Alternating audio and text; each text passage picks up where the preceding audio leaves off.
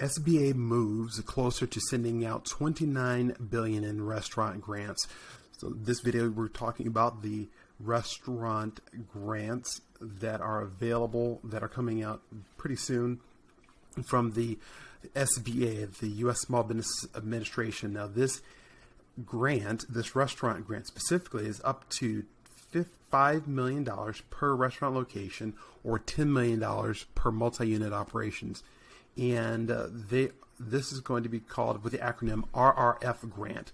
So that's the Restaurant Revitalization Fund grant. So this restaurant grant is available to, it's going to be available for the first 21 days for anyone who is a woman, a veteran, or the SBI characterizes as socially economically disadvantaged individuals. So they're going to be the ones who can apply. They're going to give priority for these restaurant grants for the first 21 days. And I want to make sure that for those of you who are looking at applying for this restaurant grant in the first 21 days, that you have the application and you have it already filled out and ready to go before the funds get depleted, and then you're going to be missing out. I'm going to have all the links in the description section below, but this is what you want to look at. It's from the SBA. So here it is, the United States Small Business Administration, and the links are in the description section below. The Restaurant Revitalization Fund, and the program details are here. This program will provide restaurants with funding equal to their pandemic-related revenue loss up to $10 million per business and no more than $5 million per physical location. Recipients are not required to repay the funding as long as the funds are used for eligible uses no later than March 11th, 2023. So let me repeat that. This restaurant grant is eligible for uses no later than March 11, 2023. So you have some time to use these funds and to be able to get your business, get your restaurant back on the right footing. So who can apply? Restaurants, food stand trucks, caterers. Now make sure you continue to watch because I'm going to walk you through the application. Bars and salons, breweries, brew pubs, wineries, and distilleries, on-site sales to the public comprising of at least 33% of gross receipts. How to apply. It has all of this information. Here's what you're going to need to have. You're going to need to have your verification of tax information. You're going to need to have your gross receipts documentation. So that's your business tax returns, IRS forms, 1040 Schedule C, all these things that you should already have since you're running your restaurant business to receive these restaurant grants. Now here's how the priority works. Day 1 through 21, it is eligible for applicants, but the only process in fund priority group applications. And those individuals, like I said, will have self-certified that it meets the eligibility requirements for small business owned by women, veterans, or socially economically disadvantaged individuals. Then from day 22 through the funds exhaustion. So make sure that you get on this by filling out the application so you can make sure that you get some of these set-asides that are available. So it's $5 billion is set aside for applicants with 2019 gross receipts of not more than $500,000. So if you made not more than $500,000, there's a $5 billion set aside for you. An additional $4 billion is set aside for applicants with 2019 gross receipts of $500,000 to $1.5 million, and then $500 million set aside for those of 2000 at no more than $50,000. So additional $500 million is set aside for applicants with 2019 gross receipts of not more than $50,000. So there's opportunity for those micro businesses as well. Now let's go ahead and show you this is really great. So the funding amount. So how much can you get?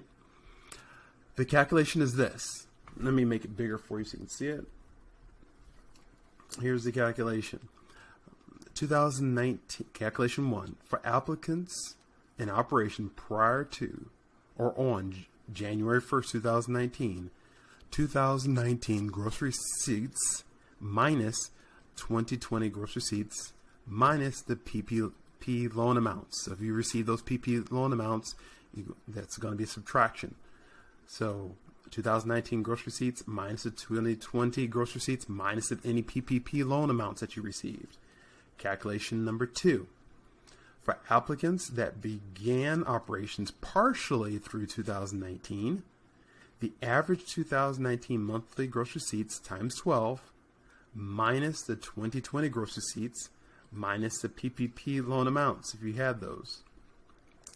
And so you can read this along. I'm going to have the links in the description section below, but there's also a third calculation as well for those applicants that began operations between January 1st, 2020 and March 10th, 2021. So those startup businesses that just started in January 1st of 2020 through March 10th of 2021, there's another calculation here for you as well. So this is great.